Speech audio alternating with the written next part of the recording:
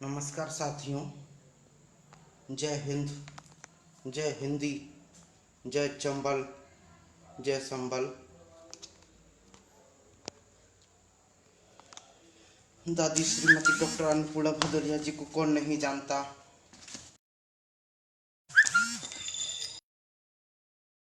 न होना सबको खलता है, पूरे ग्वालियर को खलता है।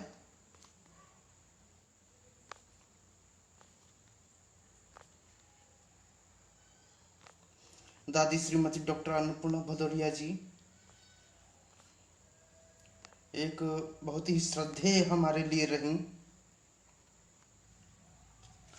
और उनकी एक रचना सबके समक्ष रख रहा हूं। तुम्हारे शब्दों के स्पर्श से झरझर कर झर उठता है हर श्रृंगार। जीवन जीवन मीत बन जाता है। कब खिल उठी अंतर में कचनार, पता ही नहीं चला कुहकने लगी मीठे स्वर में कोकिला। मरने लगी तान सुरीली मन में, सांसों में, सपनों में। शुष्क धरती पर छा गई हरियाली। तुम हो तो मैं हूं, किंतु नहीं है मैं और तुम के बीच तर्क की दीवार। इसीलिए लिखते हैं सूखे नेहिल गुलाब, भिगो देती है तन मन। खुशियों की ठंडी ठंडी बौछार, तुमसे मिलता है खोना, तुमसे मिलता है खोया विश्वास। जीवन ऊर्जा से भरा भरा संसार। दादी श्रीमती डॉक्टर अन्नपूर्णा भदौरिया जी ने लोक साहित्य पर बहुत अधिक काम किया है। हम उनकी रचनाओं को एक एक करके सबके समक्ष रखते जाएंगे। दादी श्रीमती डॉक्टर अन्नपूर्णा भदौरिया जी के योगदान को कौन भूल सकता है। दीदी अंशु भदौरिया जी ने जो उनके लिए लिखा था, मैं आपके समक्ष रख रहा हूँ। दादी के देहांत के बाद उनकी कलम भी रुक गई थी। श्रीमती दीदी अंशु भदौरिया जी जो दतिया में जिला आबकारी अधिकारी हैं, तो अंशु दीदी ने जो लिखा था सुनिएगा। उनका मेरे प्रति अकल्पनीय प्रेम, सतत मार्गदर्शन, उचित आलोचना का ही परिणाम है कि मैं आज इस मुकाम पर हूँ। यादें अनगिनत हैं, बातें भी बहुत हैं। चर्चा उनकी कविताओं की कम, उनके व्यवहार की ज्यादा करना चाहूंगी। बचपन से जब मैंने होश संभाला तो उनको लिखते पढ़ते ही पाया। आज मुझे याद है वह दिन जब मैं चौथी या पांचवी क्लास में रही होंगी। मम्मी की पीएचडी चल रही थी, अर्थात दादी अन्नपूर्णा भदौरिया जी की पीएचडी चल रही थी। हम बच्चों का उस कमरे में जाना भी वर्जित था जहां वह लिखती थी, ताकि कोई कागज डिस्टर्ब न हो जाए। उस समय जब सारा काम हाथ से लिख कर ही किया जाता था, कोई टाइप नहीं किया जाता था, उस समय सारा काम हाथ से लिखकर पूर्ण करना, वह भी इतनी तन्मयता से। यह उनकी लगन एवं निष्ठा का ही परिचायक था। MA, double MA, PhD, DLitt तमाम उपाधियों के बाद भी इतना सहज और सरल व्यक्तित्व उनकी विशेषता था। चाहे गांव हो, शहर, घर हो, जिसने भी उन्हें प्रेम से बुलाया वहां सहजता से उपस्थित हो जाना उनकी विशिष्ट शैली था। घर परिवार अड़ोस पड़ोस सभी उनकी शैली के मुरीद थे। वे जहां भी रहती थीं लोकप्रिय हो जाती थीं। हर वस्तु के प्रति उनकी सजगता इतनी कि कभी कभी मैं उनका विरोध भी करती थी कि मम्मी क्या करना है। अपने को तुरंत नाराजगी जाहिर करती थी कि तुम्हारे जैसे बन जाए तो समाज का तो प्रगति ही रुक जाए। और जब भी हम लोग भिंड जाते थे, यदि सड़क पर जरा भी कचरा डला दिखता या गंदी नालियां दिखती तो तुरंत नगर पालिका को फोन लगा देती, सफाई करवाती। व्यवस्था प्रिय इतनी कि जिस कमरे में रहती थीं उस कमरे में रखा हुआ सामान कभी अव्यवस्थित और बिखरा हुआ नहीं पाया गया। उनकी सारी चीजों की एक जगह हुआ करती थी, चाहे जब आंख बंद करके उठा लो। कुछ उनके नियम जिन्हें मैंने कभी टूटते हुए नहीं देखा। सुबह 4 बजे से 5 बजे तक, सुबह 4 से 5 बजे के बीच जागना, नहा धोकर पूजा करने बैठ जाना। हम लोग जब सोकर उठते थे उन्हें पूजा पर ही बैठा देखते थे। मम्मी देर तक सोने पर बहुत गुस्सा होती थी। उनके डर के कारण हम लोग सुबह जाग तो जाते थे, जैसे ही मम्मी पूजा प्रारंभ कर देती थी तुरंत सो जाते थे। बस यही सोचते रहते थे कि मम्मी देर तक पूजा करें ताकि हम लोग देर तक सो सके। हम लोगों का ये व्यवहार हास्यास्पद तो था, परंतु आज लगता है कि उनके नियम कायदे कितने आवश्यक और उपयोगी थे। उनका यह सब सुबह नहाना पूजा का नियम अंतिम समय तक बना रहा। जब भी वे बहुत अस्वस्थ थीं तो भी सुबह उठकर नहाकर पूजा फिर आराम करती थीं। यदि उनको कहो कि अब तो आप अस्वस्थ हैं, अब यह काम छोड़ दो, वह हमेशा यह कहती कि अब यह सब तो मेरे साथ ही जाएगा। वास्तव में हुआ भी वही। मरते दम तक उन्होंने अपना धर्म निभाया, कर्म निभाया। कार्य के प्रति गंभीरता तो इतनी थी कि हम कभी उन लोग उनसे बोल दें कि क्यों सारे वक्त लिखती रहती हो, थोड़ा आराम कर लिया करो, परंतु आराम तो जैसे उनके शब्दकोश में नहीं था।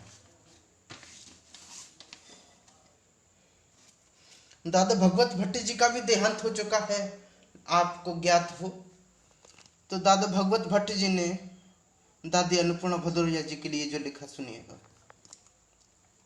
अभी न होता उनका अंत, वे हित करती रहती सार्थक प्रयत्न अनंत। अभी न होगा उनका अंत। और भौतिक शरीर भले ही नष्ट हो गए हो, लेकिन अभी भी हमारे बीच हैं। और हमें तो ऐसा लगता है कि शरीर हमारे बीच हैं, कभी भी फोन भी आ सकता है उनका, ऐसा लगता है। सृजन बहुत कर सकती थी, वह रहा बहुत कुछ शेष। हिंदी साहित्य बगिया में आते कई बसंत। अभी न होता उनका अंत, पूर्ण समर्पित के निराला था। पूर्ण समर्पित हिंदी के हित उनका ढंग निराला था। बहुत जरूरी था वे हम सब को हुआ, अभी क्यों उनका अंत। अभी हुआ क्यों उनका अंत, अभी न होता उनका अंत। दादा भगवत भट्ट का भी अभी देहांत होना ठीक नहीं था। हिंदी साहित्य का ये बड़ा नुकसान हुआ। पूर्ण समर्पित हिंदी के हित उनका ढंग निराला था। बहुत जरूरी थी वे हम सबको, हुआ अभी क्यों उनका अंत। अभी न होता उनका अंत। कार्य ही पूजा, कार्य ही ईश्वर उनके जीवन का था लक्ष्य। पूर्ण विराम पर ही रुकती थी, काम न आई कभी हलंत। पूर्ण विराम पर ही रुकती थी, कार्य न काम न आई कभी हलंत। अभी न होगा उनका अंत, अभी न होगा उनका अंत। वे हिंदी हित करती रहती सार्थक प्रयत्न आनंद। वे हिंदी हित करती रहती सार्थक प्रयत्न आनंद। छोड़ हमें वे स्वर्ग से धारी, मिला उन्हें आनंद अनंत। अभी न होता उनका अंत, बनी अमर अमृत पा लिया, यह जीवन से मोक्ष मिला। बनी अमर अमृत पा लिया, यह जीवन से मोक्ष मिला। उनके जीवन का लक्ष्य कर्म हो, अर्जुन मर्म हो भगवंत। अभी न होता उनका अंत। दादा डॉक्टर सुरेश सम्राट जी ने जो उनके लिए कहा है सुनिएगा।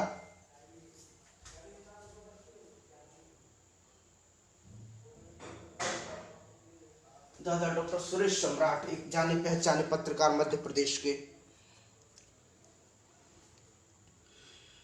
साफ सुथरा चरित्र, आत्मनिर्भर, सशक्त, संघर्षरत, समाज सेवी, व्यवहारिक।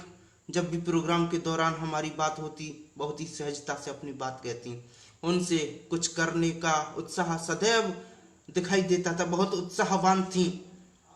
उनका अपना परिवेश, अनुभव जिम्मेदारियों भरा था, पर साहित्य और समर्पण को कभी विभाजित नहीं होने दिया। स्त्री लेखन को हमेशा प्रोत्साहित करती, बढ़ावा देती।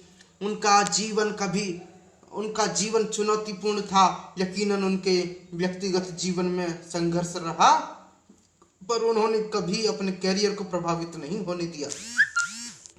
हमने साथ में अनेक मंच साझा किए। दादा डॉक्टर सुरेश सम्राट जी का यह कहना था। रिटायर्ड डीएसपी महेंद्र पाल सिंह कुशवाहा जी ने कहा, समाचार पत्रों में जब मैं लेख तुम्हारे पढ़ता हूँ हृदय प्रफुल्लित हो जाता है और प्रशंसा करता हूँ। राजपूत को अल्पबुद्धि का कहकर जग में फंसी हुई है।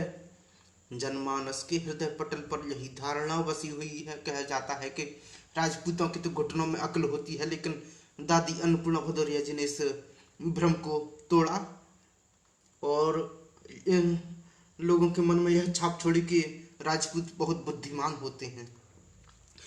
जनमानस के हृदय पटल पर यही धारणा बसी हुई है। राजपूत को अल्पबुद्धि का कहकर जग में फंसी हुई है। इस प्रकार की भ्रामक बातों को तुम कौशल से झुठला दो। हिंदी भाषा की सेवा कर गलत धारणा को ठुकरा दो। हिंदी भाषा के विकास में योगदान वह अतुल तुम्हारा। छोटी बहन मानकर तुमको दूंगा शुभ आशीष हमारा। प्रगति मार्ग की अनुगामी बने सब में अपनी धाक जमाओ। क्षेत्र ग्वालियर से भी आगे बढ़कर अपना नाम कमाओ। अन्नपूर्णा नाम अलौकिक बुद्धि विलक्षण तुमने पाई। हिंदी को समृद्ध बनाने की तुमने सौगंध उठाई।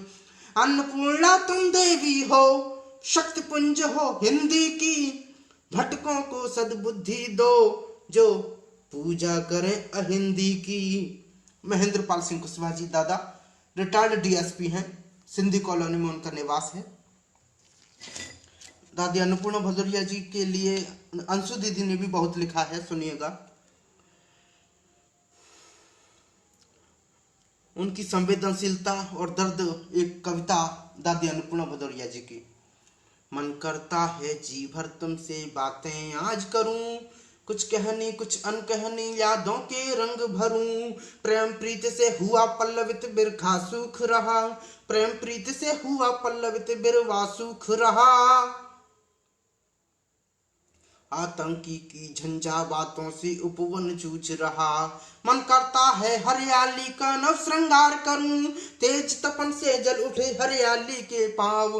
दिन भर भटकी राह में मिली न ठंडी छांव। और सुनिएगा, ऐसी ही कुछ भागों को चित्रित करती हुई कुछ रचनाएं वृक्षों पौधों से उनकी प्रेम और रचनाओं में कहीं न कहीं झलक ही जाता। प्रकृति प्रेम पर आधारित रचना देखिए। हरित वनों की शोभा प्यारी, जनजीवन की फुलवारी। वृक्ष लगाएं बादल लाएं, अधिक देश में अन्न उगाएं। वैभव का साम्राज्य रहे नित, पौधों का परिवार बढ़ाएं। उनके पर्यावरण प्रेम का ही प्रतीक था कि वे समय समय पर 7-8 दिन के प्रवास पर प्रकृति के बीच बसे। विवेकानंद नीडम में जाकर रहना पसंद करती थी। देश प्रेम से सरोवर एक और रचना। जिसकी सौंधी खुशबू भरती प्राणों में मुस्कान रे। जिसकी सौंधी खुशबू भरती प्राणों में मुस्कान रे। देश मेरा प्यारा देश ये मेरा प्यारा हिंदुस्तान रे। बहते रहते श्वेत धवल, बहते रहते श्वेत धवल बादल आकाशी तीर पर। लहराते नीलाभ चपल हिमगिरी के उन्नत भाल पर। ऊंचे ऊंचे देवदारू पर घाटी को अभिमान करे। ऊंचे ऊंचे देवदारू पर घाटी को अभिमान रे। देश मेरा प्यारा देश मेरा ये प्यारा प्यारा हिंदुस्तान रे। बहुत संवेदनशीलता और संजीदगी से उन्होंने अपना जीवन जिया। अपने पूरे जीवन में उन्होंने गीतों को ही अपनी साथी बनाया, क्योंकि उनकी अति संवेदनशीलता के चलते वे जब भी कभी आहत होती थीं तो अपनी सारी वेदना को गीतों को उड़ेल देती थीं। गीत हैं साक्षी हमारे चल रहे बनकर सहारे। चुप लगते दर्द सुनकर प्यार देते सांस भरकर। है बहुत विश्वास इनका यह समय के हैं किनारे। कितनी सुंदर मनमोहक प्रकृति विभाजन रहित समष्टि। वही सिंधु वही द्वार, वही सिंधु वही ज्वार। पता नहीं आवाज पहुंच रही है कि नहीं पहुंच रही है। कितनी सुंदर मनमोहक प्रकृति विभाजन रहित समष्टि। वही सिंधु वही ज्वार सर्व पर्यावरणीय प्यार, सुंदर है वह देश प्रकृति का, शुद्ध धरातल आत्म ब्रह्म का, देता है संज्ञान मेरा हिंदुस्तान महान। लेखनी को विराम देती हुई दादी अन्नपूर्णा भदौरिया जी की पंक्तियां हैं। लोग कहते रहे बोझ हैं बेटियां, घर के आंगन की मुस्कान है बेटियां, घर की देहरी अगर हो कभी अनमनी, भोर का रेशमी गान है बेटियां, इनकी सांसों से सजता है पर्यावरण, स्वच्छ मौसम की पहचान है बेटियां, पीर की हो चुभन या हो दुख की जलन, सुख का नीला अनुमान है बेटियां, झूमती इन बहारों में मधुमास है, अपनी खुशबू से अनजान है बेटियां, इनकी आंखों से खुशियां चुराना नहीं, माँ की ममता का सम्मान है बेटियां। दादी अन्नपूर्णा भदौरिया जी के लिए उनकी बेटी अंशु भदौरिया दीदी ने लिखा, जो जिला आबकारी अधिकारी हैं दतिया में। और दादी श्रीमती डॉक्टर अन्नपूर्णा भदौरिया जी के श्री चरणों को नमन करते हुए इस वीडियो को यहीं समाप्त करते हैं। आशा है और आशा ही नहीं, पूर्ण विश्वास है कि स्वर्ग से भी मुझे आशीर्वाद दे रही होंगी दादी श्रीमती डॉक्टर अन्नपूर्णा भदौरिया जी। धन्यवाद, धन्यवाद, शुक्रिया, शुक्रिया। जय हिंद, जय हिंदी, जय चंबल, जय संबल।